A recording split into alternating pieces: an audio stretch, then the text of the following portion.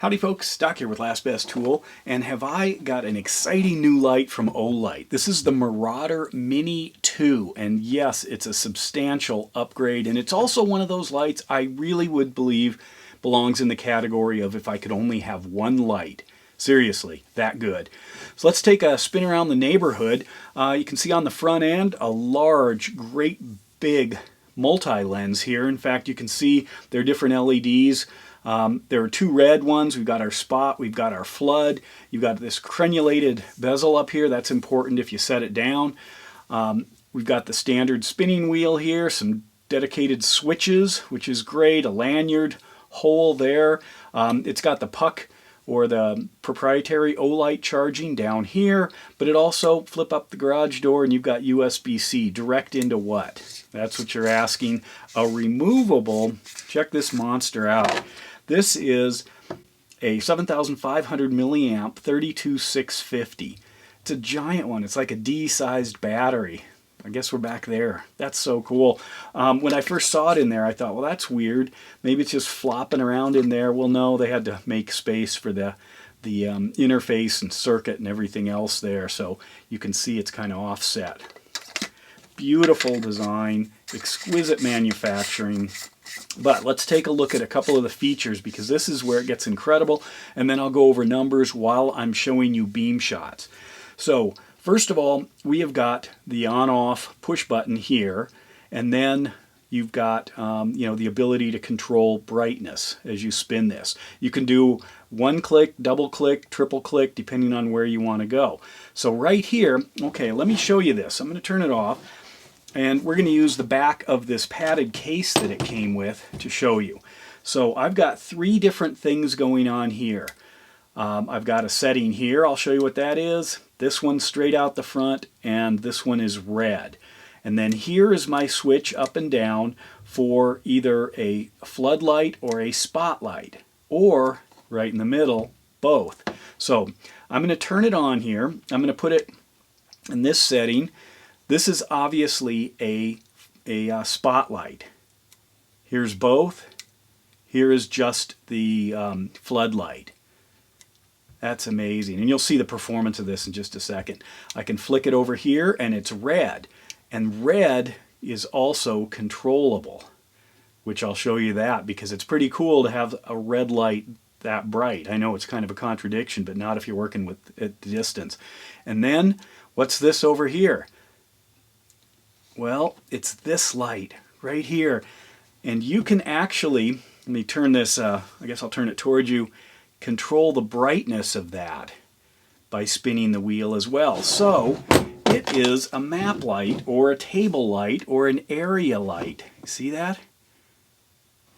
They probably realized right away, they said, you know, this is just way too powerful and big to point at a map. Plus, a lot of times we just put this end in our mouth, you know, if we're holding on to it trying to read something. Why don't we just build another light onto the side? Let me turn it off and show that to you. It's right there. You've got spot, flood, or both. You've got map light, area light, local light, table light, whatever you want to call it. There's the front end, whatever this one's set to, the spot or the flood, and then red. You can also get excruciatingly little light out of this thing. You see that? By just holding down the button, which is something I always like. It does have the Olight feature of if it just sits for a little bit, then you have to move this in order to get it to turn on. It's kind of like a soft lock, but you can also do it with a long press to hold it into a locked. Or there is a way after 15 pushes in a certain situation you can, adjust that. I'm not going to get into that on this video. But anyway, look at that beast, and it really is a beast. So here it is in action. I'm going to start out with showing you this floodlight. I'm actually up in the mountains, and you can see just how far this thing reaches. It's kind of scary. In fact, I realized right away somebody might think I'm spotlighting animals or something. But it is a hugely powerful light. The candela on this thing, 140,000. Put that in perspective, I was blown away by a 90,000 candela light not too long ago. You've got a 10,000 lumen on the floodlight, a 10,000 lumen, 10K lumen for 2 minutes. on the flood. Then it steps down to 5,000 for 4 minutes, and then 2,500 lumens. You can get a good half hour out of that. That's amazing. 3 hours at 1,200 lumens, 600 lumens for 7 hours, 300 lumens for 13 hours, 150 lumens for 1 day plus 3 hours, and 50 lumens for 83 hours. And then if you go with that glorious little 1.5 lumen light right there, 50 days. Incredible. On the spotlight, it's only 1,300 lumens, but that's because it's candela that matters there. You get 4 minutes of that super bright, then it toggles to, or steps down to 8 minutes of 1,000, 15 minutes of 800, 3 hours of 600, and 600 is still a huge amount of light. And then 400, 200, 150, you get 62 hours of it, and 95 days at a half lumen. Okay, so if I put it on the spotlight, so you can see here, right there, that right there, all the way down, I can get 150 days. That is crazy. That's like 5 months. Unbelievable. Anyway, the red is really cool because you can actually do some serious work with red because it'll light up a field. In fact, here you can see, obviously, I'm able to watch these deer at a distance, a little bit of a distance, because of the red. They don't seem too bothered by it. If I hit them with the white spot, they're a little uncomfortable, as they should be. Maybe they think they're suddenly on a road and there's a car coming towards them. But then I can easily navigate a larger area just using red.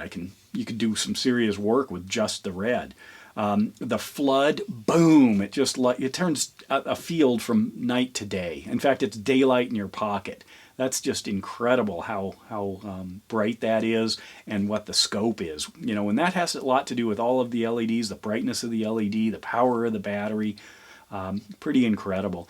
And then, of course, going to that little table light, you can see it's at a low level. That would be a nice night light. Certainly would be a great night light. In fact, the side light, I can get 150 days out of it if I put it in the side light mode and then turn it on, wherever that thing is, there it is, turn it on at its lowest setting right there, 150 days of a night light. So I could literally use it for a few hours at a night. What might be kind of neat would be to have a timer on it. I don't know, but I could use that and charge it maybe every couple of years probably for the amount that I would use that. But anyway, full blown here is 200 lumens, then 100, then 25, then 5. You get 10 days at 5 lumens, and then of course 150 days. The IPX on this is 8, so it's pretty substantial. They say you can get about a 750 meter reach on it. Yeah, in fact, a lot of these lights, they give you a huge number, and it's like, I don't know. But as you can see, I can reach out, quite a ways. That's over a quarter mile away. And it's good for about 1 meter of drop. It is a heavy light, so there's a chance you could damage it, because it's a substantial chunk of weight. But of course you could use your lanyard and not worry about that. Put a little wrist strap on it. Anyway, incredible light. Gives you the standard stuff also, the battery indicator and the power indicator as you're using it. I do like on bright lights, big lights like this, the crenulated bezel, because the natural tendency to set this down, basically lens down, is, especially if somebody's just, new to lights, that's normal, and you don't want it on while it's pointed down, mostly because you aren't going to see it. Anyway, if you look up close, you can see you've got the 10,000 lumens, 750 meters on there, the rubberized coating, just an exquisite design, and then that USB-C garage is just absolutely invaluable. I get the need to have both options. If you're into the puck system, the proprietary Olight charging, it's great once you have established, how to use it and where to use it, and you've got the cords. But otherwise, being able to pull directly into a USB-C can be a big deal, especially traveling. But anyway, there it is. Incredible light. If I really could only have one light, but I have a lot of lights if I could only have one light. Let me know your thoughts. And with that, Doc out.